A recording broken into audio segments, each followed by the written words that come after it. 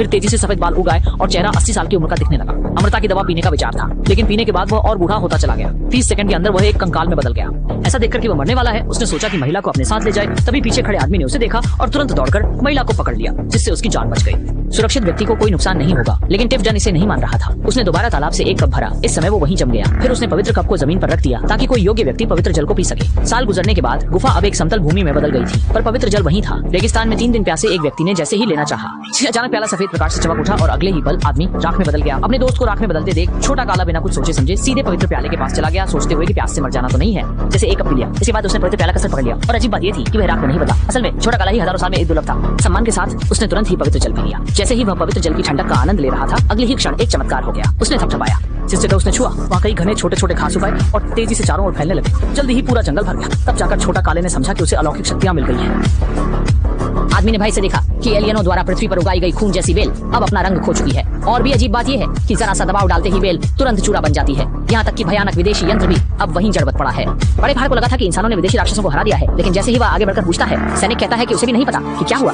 फिर जैसे ही बड़े पहाड़ दूसरे सैनिकों से पूछने की तैयारी करता है, उसके सामने फिर से एक विदेशी मशीन दिखाई देती है। इस दृश्य ने सभी को इतना डरा दिया कि वे सभी छुप गए खंडहर में। लेकिन ठीक उसी समय दाशान ने खुशी खुशी देखा कि कौवा आसानी से उस पर उड़ सकता है। इससे यह सिद्ध होता है कि मशीन का सुरक्षात्मक कवच गायब हो गया है। फिर उसने ये खोज तुरंत कप्तान को बताई। जब कप्तान ने मुड़कर देखा तो उसने भी तुरंत मशीन में समस्या को भांप लिया और जल्दी से हमला करने का आदेश दिया। जैसा कि उम्मीद थी, मूल रूप से अटूट कि मशीन अब बिल्कुल भी जवाब देने में सक्षम नहीं है। सैनिकों ने स्थिति को देखकर गोलाबारी बढ़ा दी और ऐसे ही 2 मिनट 30 सेकंड से भी कम समय में मशीन को पूरी तरह नष्ट कर दिया गया।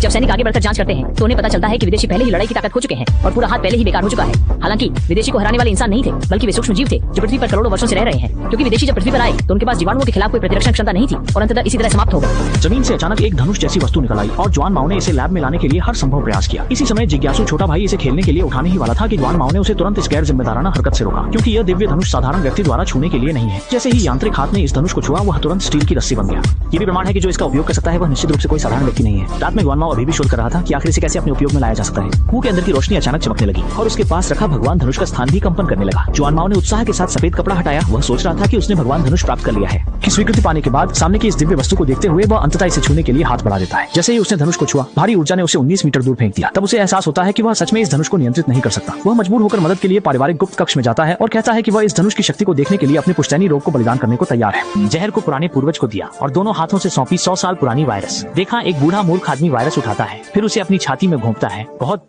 जल्दी ही वायरस ने जोंगी के पूरे शरीर को ढक लिया और वह लकड़ियों को निगलने वाले कीड़े की तरह जीवंत हो गया। उसका सूखा शरीर धीरे धीरे मजबूत होता गया। जवान माओ अविश्वसनीय नजरों से इस दृश्य को देख रहे थे। जोंगी धीरे धीरे शंगों के सामने आया और एक अद्भुत घटना हुई।